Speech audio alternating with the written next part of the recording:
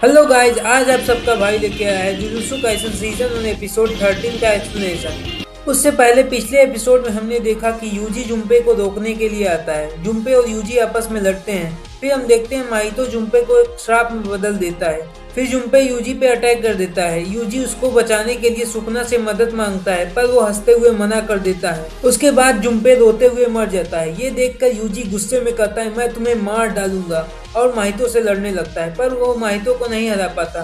फिर माइतो उसे मारने वाला होता है, तभी नानमी आके उसे बचा लेता है। फिर नानमी कहता है, हमें इसे आज इसी वक्त खत्म करना होगा। अब हम आगे देखेंगे। एपिसोड की शुरुआत में हम देखते हैं माइतो सोचता है मुझे यूजी पे नजर रखनी होगी और इस 7:3 जादूगर को तो मैं ठिकाने लगा दूंगा। फिर वो उन पे अटैक कर देता है। वो अपना शेप बदल कर अटैक करता है, पर यूजी और नानमी उससे बच जाते हैं और उसे काटने लगते हैं। फिर वो बच्चा बनकर भागने लगता है। वो सोचता है यूजी मुझे खत्म कर सकता है। फिर वो इंसानी श्रापों को यूजी को मारने के लिए भेजता है और खुद नानमी पे अटैक करता है और कहता है, मुझे पता था कि यूजी इंसानों को नहीं मारेगा। यूजी उन श्रापों से बचते हुए भागता है। वो श्राप यूजी को पकड़ लेते हैं और इधर माइतो नानमी को पकड़कर कहता है, अब मैं तुम्हें बदलकर उससे लड़वाऊंगा।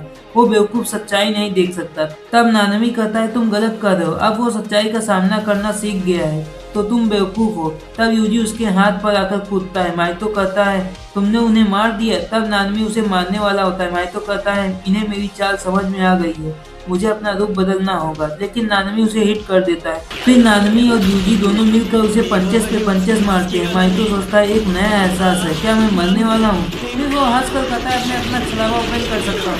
फिर वो अपना छलावा ओपन करता है। उसके छलावे में बहुत सारे अनोखे हाथ से मिलकर बना होता है। वो अपने छलावे में नानमी को फंसाता है। यूजी बाहर से उसे तोड़ने की कोशिश करता है, पर कुछ नहीं कर पाता। नानमी कहता है, तो ये है छलावे की दुनिया, इसमें वाल खाली नहीं जाता। मैं खुद छलावे की दुनिया बनाना नहीं जानता। इस छलावे की दुनिया में इसका वाल खाली नहीं जाएगा। इसका मतलब मैं अभी इसके हाथ पर खड़ा हूँ।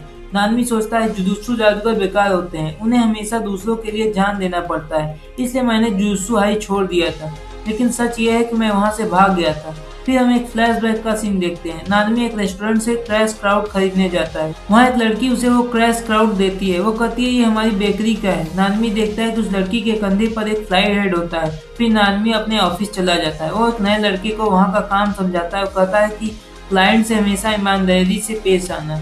तभी वहाँ बॉस आकर कहता है, नानवी तुम कानून मत सिखाओ, सुनो लड़के, तुम पहले कंपनी के फायदे के बारे में सोचोगे।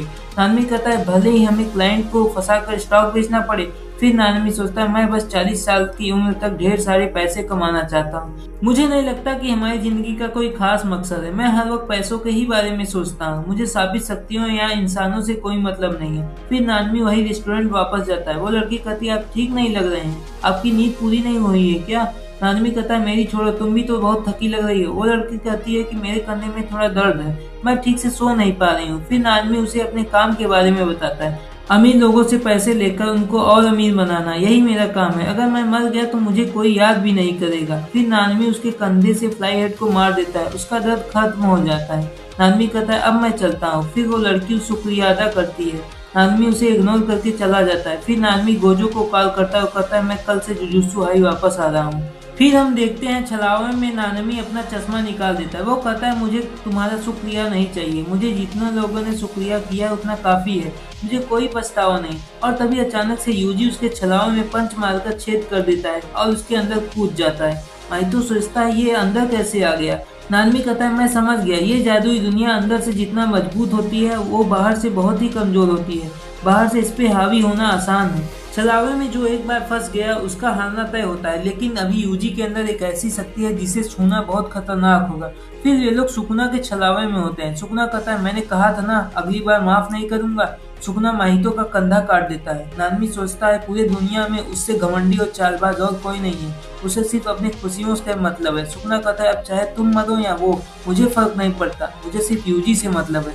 और फिर माहितो का छलावा टूट जाता है। उसके कंधे से खून का फव्वारा निकल रहा होता है। फिर यूजी उसे खत्म करने जाता है। इधर माइतो सोचता है, कमीने सुकुना ने सब बिगाड़ दिया। फिर वो यूजी को मारने के लिए एक बड़े से श्राप के आकार में बदल जाता है। यूजी कहता है, ये मेरा आखिरी मौका है। वो उसे डाइवर्जेंट फिश नाम का अटैक करता है। तब माइतो अचानक से गायब हो जाता है। यूजी साउंड होकर कहता है ये क्या हुआ। माहितो गटर से बाय बाय करके भाग जाता है। नानमी इनो को कॉल करके बताता है दुश्मन गटर के रास्ते से भाग रहा है, पूरा साउथ ईस्ट छान मारो, अभी तुम उसे मार सकते हो। नानमी यूजी से कहता है हमें उसका पीछा करना चाहिए, पर यूजी गिर पड़ता है। फिर हम देखते हैं माहितो गटर में सोचता है भले ही हम सब खत्म हो जाए, पर अगर सुखना उठा तो श्रापित शक्तियों का राज कायम हो जाएगा। वो कहता है मेरा तो बैंड बच गया, मेरा मन कर रहा है कि मैं यूजी को मार डालूं। इधर यूजी नानमी से कहता है कुछ सिखाएंगे नहीं। नानमी कहता है तुमने मेरी जान बचाई तो मैं तुम्हें क्या सिखाऊं। फिर नानमी बताता है जैसे ही तुमने उस टाके वाले श्राप के छलावे में प्रवेश किया उसने तुम्हारी आत्मा को छू लिया, इसी वजह से मेरी जान बच पाई। यूजी कहता है लेकिन मैं तो सुखना को बाहर नहीं लाया। नानमी कहता है सुखना बाहर नहीं है, हमारा दुश्मन तुम्हारे अंदर गया था।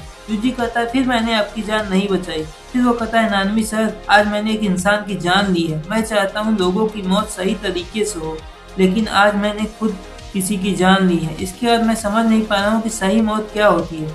नानमी कहता है ये बात मैं नहीं जानता, लेकिन सबकी मौत अच्छे से हो इस चक्कर में कहीं अपनी जान मत गवा देना, जैसे तुम आज मुझे बचाने के चक्कर में अपनी जान गवा बैठते। तुम एक जुजुत्सु जादूगर हो, लोगों को तुम्हारी मदद की जरूरत है। उसके बाद हम देखते हैं जुम्पे के टीचर साउताई से पूछताछ करते हैं। वो कहते हैं तुम्हारी वजह से ही जुम्पे को वो चोट लगी थी ना। वो कहता है जब हम उसे पीटते थे तब आप कुछ नहीं करते थे, अब वो स्कूल और शहर छोड़ के चला गया तो क्या फर्क पड़ता है, मेरी हालत तो देखिए। सर कहते हैं अभी हम तुम्हारे गुनाहों की बात कर रहे हैं। फिर वो कहता है कि आपको सजा कम मिलेगी। सर कहते हैं मेरी बारी भी आएगी, हमें अपनी पुरानी गलतियों को सुधारनी होगी। तुम्हें और मुझे ध्यान रखना चाहिए कि जो जुम्पे के साथ हुआ वो हमारी ही गलती है, और अब से मैं तुम पे नजर रखूंगा, समझे। फिर हम यूजी को देखते हैं। वो सोचता है मुझे नहीं पता कि सही तरीके की मौत क्या होती है, जब तक मैं समझ ना लूं और उसे मार ना दूं तब तक मैं नहीं हारूंगा। और इसी के साथ ये एपिसोड खत्म होता है। अगर वीडियो पसंद आया हो तो लाइक करें, चैनल पर नए हो तो चैनल को सब्सक्राइब करना ना भूलें। मिलते हैं अगले वीडियो में, तब तक के लिए अरिगातो गोजाइमास।